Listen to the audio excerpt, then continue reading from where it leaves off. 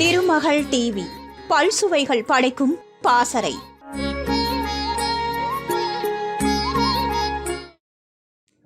தமிழ் சினிமாவிலும் அரசியலிலும் தனக்கென தனி இடத்தை பிடித்துள்ள எம்ஜிஆர் தான் ஒரு மலையாளி என்ற விமர்சனத்திற்கு ஒரு பாடல் மூலம் பதிலடி கொடுத்துள்ளார் என்பதும், இந்த பாடல் இன்றும் பலதரப்பட்ட மக்களிடையே நல்ல வரவேற்பை பெற்று வருவதும் பலரும் அறியாத ஒரு தகவல்.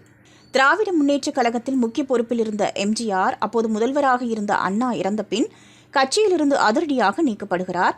அதன் பிறகு அண்ணா திராவிட முன்னேற்றக் கழகம் என்ற தனி கட்சி தொடங்கி அரசியலிலும் தீவிரமாக ஈடுபட்டுள்ளார். அதே சமயம் தொடர்ந்து படங்களில் நடித்து வந்த எம்ஜிஆர் ஆர்.எம். வீரப்பனின் சத்யா மூவிஸ் தயாரிப்பில் ஒரு படத்தில் நடிக்கிறார். இந்த படத்தில் பூவை கிருஷ்ணன் கதை எழுதியிருந்தாலும் புதிதாக கட்சி தொடங்கியுள்ள எம்ஜிஆர் தனது கட்சியின் கொடி மற்றும் கொள்கைகளை திரையில் காட்ட வேண்டும் என்று முடிவு செய்துள்ளார்.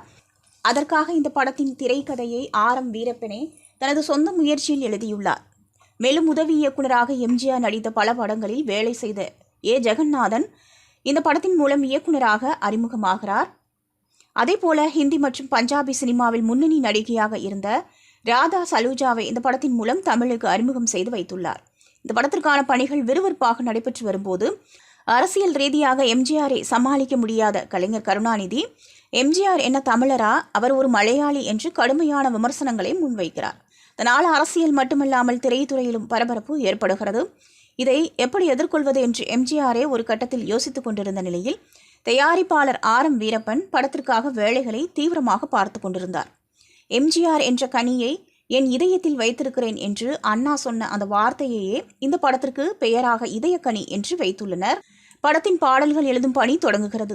எம்.எஸ்.வி. இசையில் புலமை பித்தன், வாலி ஆகியோர் பாடல்கள் எழுதுகின்றனர்.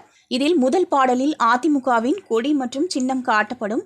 வழக்கமான அவரின் கொள்கை பாடலாக இருக்க வேண்டும் என்று சொல்லி எம்ஜிஆரை மலையாளி என்று சொல்பவர்களுக்கு பதிலடி கொடுக்கும் வகையில் இந்த பாடல் இருக்க வேண்டும் என்று கூறுகின்றனர்.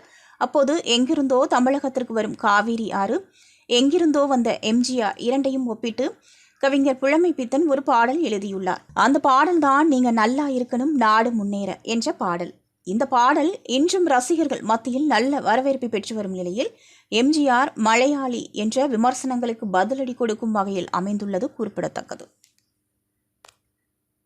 திருமகள் டிவியை லைக் செய்து உங்கள் நண்பர்களுக்கும் ஷேர் செய்வதுடன் சப்ஸ்கிரைப் செய்து ஆதரவு தாருங்கள்.